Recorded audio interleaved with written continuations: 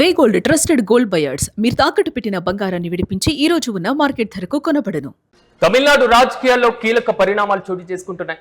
Trichy east ఉప ఎన్నికలపైన రాజకీయాలు ఒక్కసారిగా హీటెక్కాయి. తిరుచి ఈస్ట్ ఉప ఎన్నికలపై పోటీపై రాఘవ లారెన్స్ క్లారిటీ కూడా ఇస్తున్నారు. తిరుచి ఉప ఎన్నికల్లో పోటీ చేయడం లేదంటూ కూడా ప్రకటించారు లారెన్స్.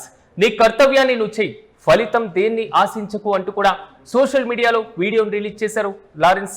ప్రధానంగా పెరంబూర్, తిరుచి ఈస్ట్ ఈ రెండు స్థానాల్లో కూడా ముఖ్యమంత్రి విజయం సాధించడం, పెరంబూర్లో ఆయన ప్రాతినిధ్యం వహిస్తుండడం, తిరుచి ఈస్ట్ కి రాజీనామా చేయడంతో ఉప ఎన్నికలు తథ్యంగా మారాయి. నటి త్రిషాకు ఆల్మోస్ట్ అంటే త్రిషాను టీవీకే తరపున బరిలోకి దింపబోతున్నారు అనేటువంటి ఊహాగానాలు వ్యక్తమవుతున్నాయి. రాజకీయ రంగ ప్రవేశం చేసేందుకు త్రిషాకు రూట్ క్లియర్ అయిందంటూ కూడా తమిళనాడు వ్యాప్తంగా జోరుగా ప్రచారం కూడా సాగుతుంది. ప్రధానంగా జూన్ లో రాఘవ లారెన్స్ రాజకీయాల్లోకి రాబోతున్నారు.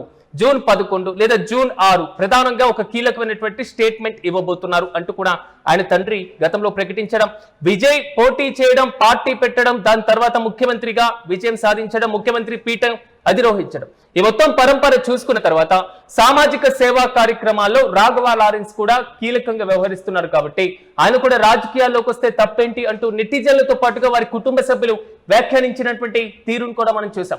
ఆల్మోస్ట్ రాఘవ లారెన్స్ ఒక పార్టీని పెట్టబోతున్నారంటూ తమిళనాడు వ్యాప్తంగా జోరుగా ప్రచారం కూడా జరిగినటువంటి వైనాన్ని కూడా మనం చూసాం. కానీ ప్రధానంగా ఆయన టీవీకే పార్టీలో చేరబోతున్నారు.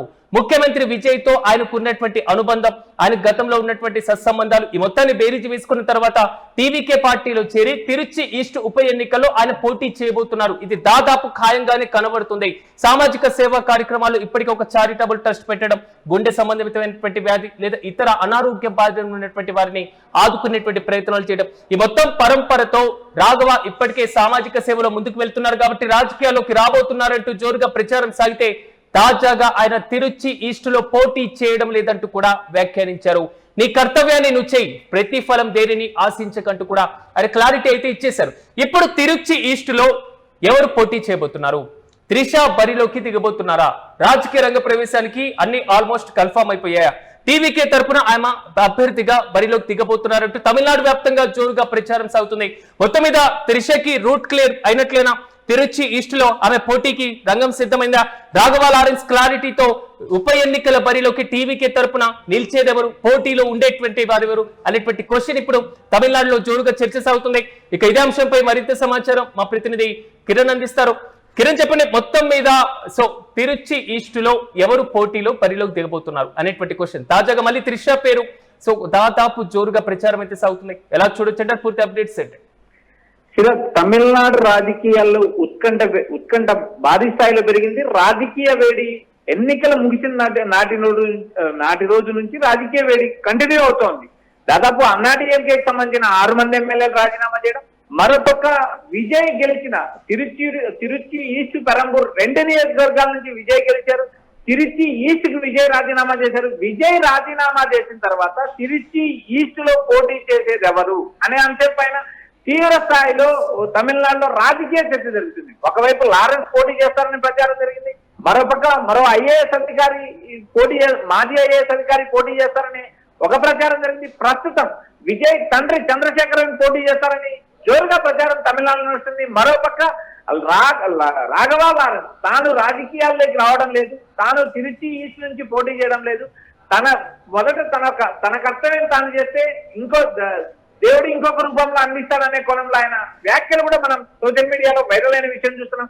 అయితే ఇక్కడ త్రిష తిరుచి ఈస్ట్ ఎన్నికల్లో పోటీ చేయడానికి రాఘవ లారెన్స్ ద్వారా ఒక క్లారిటీ వచ్చింది, ఒక క్లియరెన్స్ వచ్చింది.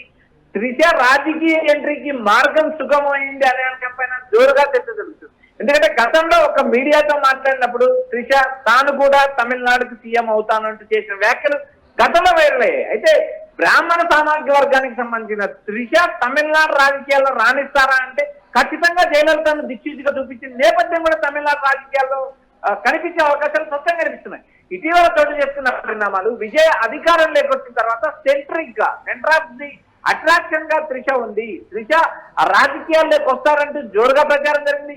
ఎన్నికలకు ముందు కూడా టీవీకేలో కీలక నేతలకు సీట్లు ఇప్పించడంలో త్రిష కీలక పాత్ర పోషించారనే చర్చలు కూడా జరిగిన నేపథ్యంలో అయితే ఇటీవల జరిగిన రాజకీయ పరిణామాలు త్రిష సీఎం అయిన తర్వాత త్రిష విజయ్ సీఎం అయిన తర్వాత ఆమె రాజకీయాల్లోకి ఎంట్రీ అవుతారు అంటూ జోరుగా ప్రచారం. కానీ కిరణ్, ఇటీవల అంటే సోషల్ మీడియా వేదికగా ఇన్స్టాగ్రామ్ లో అన్ఫాలో చేయడం కానివ్వండి, లేదా రీసెంట్ గా బర్త్డే విషెస్ లో తమిళనాడు వ్యాప్తంగా జరిగినటువంటి జోరుగా చర్చ పరిణామాల తర్వాత నిజంగా టీవీకే విషయకంత అవకాశాన్ని కల్పిస్తుందా, అంత స్కోప్ విజయ్ ఇస్తారా అనేటువంటి క్వశ్చన్ వినబడుతుంది. దీనికి ఎలా చూడొచ్చు అంటారు?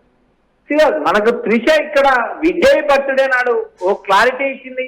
ఎందుకంటే త్రిష బర్త్డే రోజు తమిళనాడు ఎన్నికల ఫలితాలు వచ్చాయి, మే 4వ తేదీన. ఆ రోజు డబల్ బోనంటే నాకు అంటూ త్రిష చేసిన వ్యాఖ్యలు వైరల్ అయిన నేపథ్యం విషయం. తిరుమల నుంచి దైవ దర్శనం తర్వాత నేరుగా విజయ్ ఇంటికి చేరుకున్నారు.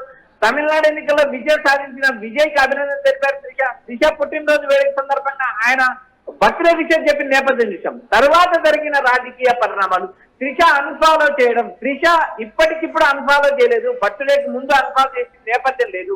తమిళనాడు ఎన్నికలు ప్రారంభం కాకముందే త్రిష ఇన్స్టాగ్రామ్ లో విజయ్ అన్ఫాలో చేసింది.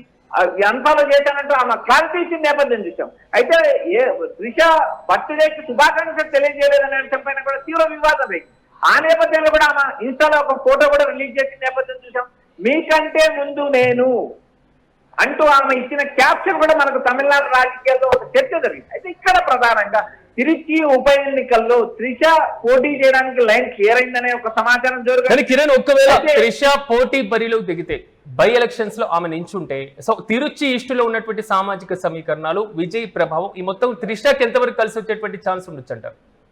సిరాజ్, ఇక్కడ త్రిషను గెలిపించే బాధ్యత మొత్తం విజయ్ మీదే ఉంటుంది. ఇక్కడ రాజకీయ కారణాలు, రాజకీయ సమీకరణాలు, కుల ఈక్వేషన్స్, త్రిష అక్కడ ఉన్న సామాజిక వర్గాలను ఒక్కసారి మనం గమనిస్తే ఎస్సీ, ఎస్టీ, బీసీ, మైనారిటీ సామాజిక వర్గాలు, తేవర్ సామాజిక వర్గంతో పాటు గౌండర్ సామాజిక వర్గం లాంటి కీలక సామాజిక వర్గాలు అక్కడ ఉన్నాయి. త్రిష బ్రాహ్మణ సామాజిక వర్గానికి సంబంధించిన వ్యక్తి. అయితే ఇక్కడ ప్రధానంగా త్రిషను ఈ ఎన్నికల్లో పోటీ చేస్తే త్రిషను గెలిపించే బాధ్యతలు మొత్తం టీవీకే విజయ్ చూసుకోవాల్సిన నేపథ్యం ఉంటుంది. ఎందుకంటే త్రిష రాజకీయాల్లో ఫేమ్ కాదు, కేవలం సినిమాల్లో మాత్రమే ఫేమ్. అయితే ఇక్కడ ప్రధానంగా విజయ్ వెనుక త్రిష ఉన్నారు. విజయం సాధించడానికి కూడా తెర వెనుక త్రిష ప్రయత్నాలు. గతంలో అమిత్ షాతో భేటీ కావడం, ఏవైతే జననాయకులు మూవీకి సంబంధించిన విషయాల్లో జోక్యం చేసుకోవడం, ప్రస్తుతం జరుగుతున్న రాజకీయ పరిణామాలు, వీటిని అన్నిటినీ గమనించిన తర్వాత టీవీకే తరపు నుంచి నేరుగా త్రిష పోటీ చేస్తారనే సమాచారం కాదు, జోరుగా ప్రచారం నడుస్తుంది. మరోపక్క రాఘవ లారెన్స్ తాను పోటీ చేయడం లేదంటూ క్లారిటీ ఇవ్వడంతో త్రిష ఎంట్రీకి, రాజకీయ ఎంట్రీకి ఒక మార్గం సుగమైందంటూ తమిళనాడులో జోరుగా చర్చ జరుగుతుంది. Yes, right Kiran, thank you. మొత్తం మీద తమిళనాడు రాజకీయాల్లో మాత్రం కీలక పరిణామాలు చోటు చేసుకుంటున్నాయి. ప్రధానంగా తిరుచి ఈస్ట్ ఉప ఎన్నికల బరిలో నిలిచేదెవరు అనేటువంటి క్వశ్చన్ బలంగా వినబడుతుంది. ఇప్పటికే తిరుచి ఈస్ట్ ఉప ఎన్నికల పోటీ పైన లారెన్స్ క్లారిటీ అయితే ఇచ్చేస్తున్నారు. తిరుచి ఉప ఎన్నికలు అసలు పోటీ చేయడం లేదంటూ కూడా ఆయన ప్రకటించారు. అయితే నెక్స్ట్ అభ్యర్థి టీవీకే తరపున త్రిష ఉండబోతున్నారని జోరుగా ప్రచారం అయితే సాగుతుంది. ప్రధానంగా నీ కర్తవ్యాన్ని నువ్వు చేయి, ప్రతిఫలం దేనిని ఆశించకంటూ కూడా లారెన్స్ తాజాగా వ్యాఖ్యానించినట్లుగా తెలుస్తుంది. అసలు మొత్తం మీద ఇప్పటి వరకు టీవీకే తరపున పోటీ చేయబోతున్నారు, టీవీకేలో చేరబోతున్నారు, రాజకీయాల్లోకి రాబోతున్నారని రాఘవ లారెన్స్ పైన వచ్చినటువంటి ఊహాగానాలకు ఆయన స్పందన ఏంటో ఓసారి చూద్దాం. திருச்சி தொகுதியில நான் வந்து நிக்கணுமா? இல்ல விஜய் சார் எப்போ ஹீரோ ஆனாரோ அப்பத்துல இருந்து ஒருத்தர் போஸ்ட் ஓட்டி இருப்பாருல்ல, அதுக்கப்புறம் அவர் அரசியல் ஸ்டார்ட் பண்ண அப்புறம் அந்த அரசியலுக்காக உழைச்சிருப்பாங்கல்ல, அவர் ஆரம்ப ஸ்டேஜ்ல இருந்து வந்தவங்கலாம் இருப்பாங்க, அவங்க வரணுமா நான் வரணுமா? விஜய் சார் வீட்டுல இன்னும் எத்தனை பேர் திருச்சிக்காக வெயிட் பண்ணிட்டு இருக்காங்களோ நம்மளுக்கு என்ன தெரியும்?